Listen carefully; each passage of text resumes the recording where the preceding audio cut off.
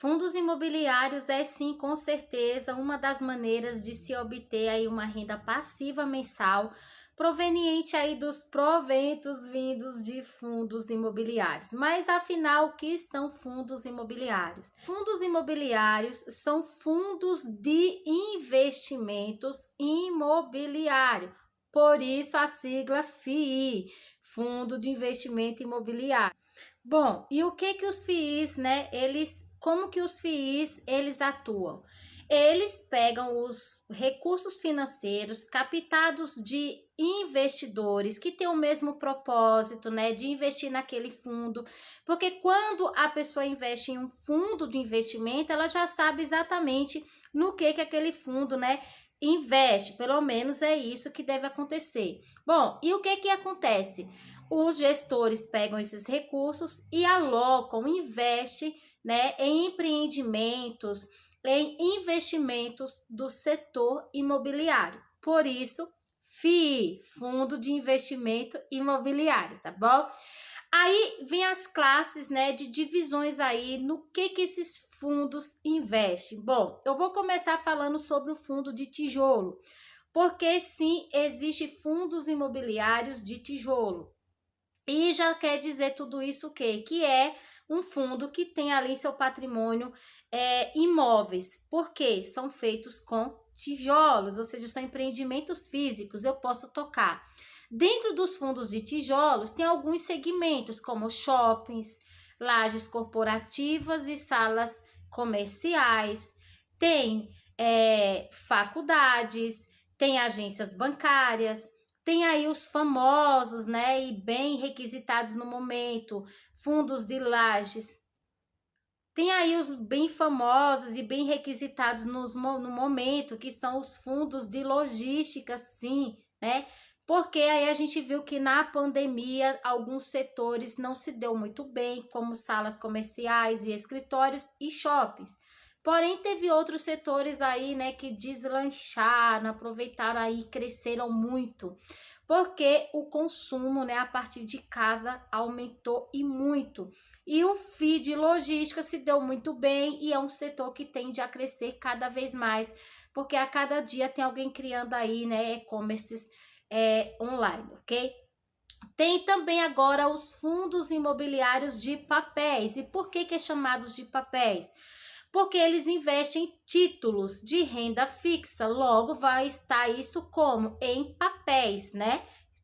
Os investimentos não vão ser em imóveis, mas vão ser atrelados a documentos de dívidas. Por exemplo, o fundo de papel, geralmente, a maior parte do seu portfólio, da sua carteira de investimento, são em CRIs, a maioria deles. E o que são CRIs? São certificados de recebíveis imobiliários. E como que se dá um certificado de recebível imobiliário? Primeiro, eu já vou adiantando que apesar de você estar investindo a partir de um fundo imobiliário, que é uma renda variável, esse é um título de renda fixa, ou seja, logo o fundo imobiliário está investindo em renda fixa. E como que isso se dá? Bom, vamos dizer que uma incorporadora, né, ou uma construtora está ali vendendo as suas unidades do seu empreendimento e ela precisa daquele dinheiro que o comprador comprou há 30 anos, muitas vezes a prazo. Ela precisa, né, daquele montante rápido para poder dar seguimento à sua obra. Então, o que ela faz? Ela contrata uma securitizadora que vai pegar a dívida lá do devedor, do comprador do imóvel, vai transformar em CRI. Estando transformado em CRI, entra agora o fundo imobiliário com os recursos dos investidores e compra esse CRI. A incorporadora vai receber esse dinheiro aí logo para dar continuidade à sua obra e os devedores normalmente vai continuar pagando, só que o fundo vai fazer o quê? Ele vai passar a receber essa dívida e, claro, os seus juros, né? Que a gente sabe que aqui no Brasil é alto. Então, ele fica aí recebendo, então ele compra por um valor mais baixo para ter o lucro aí, né, das parcelas mensais e os seus juros por cima. Esses são os CRIs, tá? E, bom, dentro dos fundos, né, além disso, ainda tem o fundo de fundos imobiliários, que são os chamados FOFs, né? E no que os FOFs investem? Eles investem em outros fundos imobiliários. E dentro do seu portfólio vai ter exatamente isso. Majoritariamente, ou quase tudo, são fundos de outros fundos imobiliários. Ou seja, são fundos imobiliários dentro do seu portfólio. Por isso os FOFs, né? É até uma maneira aí, se você achar um FOF, você quiser investir, é uma maneira já de começar diversificando, porque dentro desse único fundo imobiliário vai ter ali, né, um portfólio riquíssimo de outros fundos imobiliários que os gestores já foram lá, pesquisaram, analisaram, estudaram e viram que é um bom fundo, que remunera bem, que tem uns bons fundamentos aí exigidos pela gestão e colocou no fundo imobiliário, no FOF. Bom, além disso, eu preciso explicar para vocês que os fundos, independente do seu setor, tá? Que ele atua majoritariamente, ele também pode ser híbrido. E eu vou dar um exemplo aqui de um fundo imobiliário muito conhecido, que é o MXRF11. Ele é um fundo de papel, 76% do seu patrimônio está alocado em dívidas, em CRIs. Então, toda vez que um fundo investe 70% do seu patrimônio em um único segmento, é aquele segmento que vai dar nome ao fundo. Então, se ele investe mais de 70% aí em CRIs, em papéis, então é esse o nome que vai levar o fundo, fundo de papel. Porém, ele acaba sendo híbrido. Por quê? Porque ele tem uma porcentagem ali, tá? Do seu patrimônio, dos recursos captados de investidores alocados em outros FIIs. E se eu não me engano, faz tempo que eu não dou uma olhadinha ali no portfólio do MXRF11, mas eu acredito que está em torno de 15%. Bom, além disso, ele também é um fundo que gosta de investir em permutas financeiras, né? E permutas financeiras, pelo menos no caso do MXRF11, ele entra comprando o terreno, a incorporadora constrói, depois ele entra com o terreno, mas ele sai com uma parte do patrimônio em um todo, tá? É um acordo. Então, ele tem ali, acho que hoje está em 7% de permuta. Teve um tempo atrás que estava 9%, mas eu vou deixar passando na laminazinha do portfólio aqui para vocês. Não a lâmina necessariamente, mas o gráfico.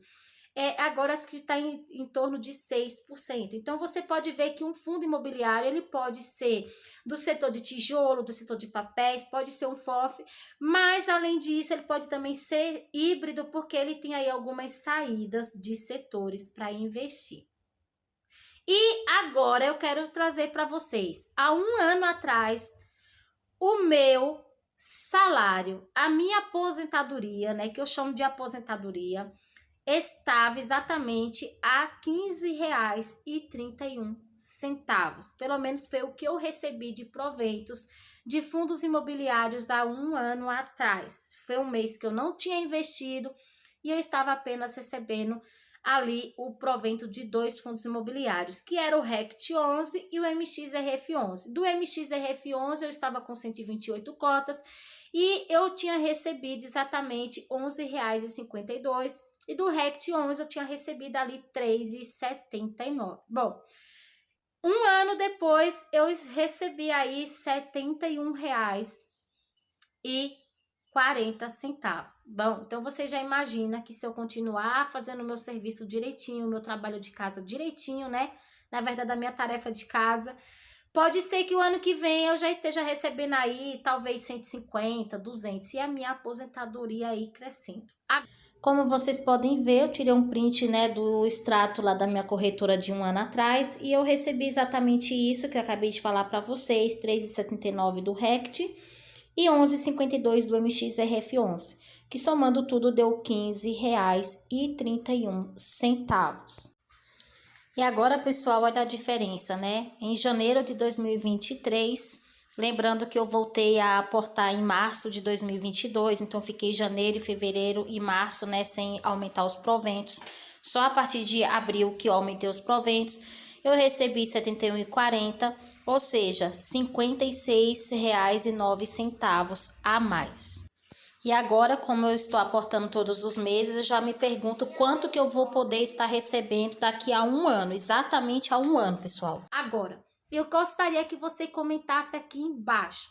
Há um ano atrás, quanto que você recebia e hoje, um ano depois, quanto que você recebe de proventos? Enquanto que aumentou a sua aposentadoria. Esse foi o meu vídeo de hoje. Na minha concepção, sim, é possível aposentar-se com renda de fundos imobiliários, tá? Inclusive, tem pessoas que já investem há muito tempo e elas falam que hoje o que recebe de fundos imobiliários já paga suas contas, né? E eles trabalham sim, porque tem a necessidade de trabalhar, de se desenvolver profissionalmente, precisam do dinheiro do seu trabalho para pagar suas contas.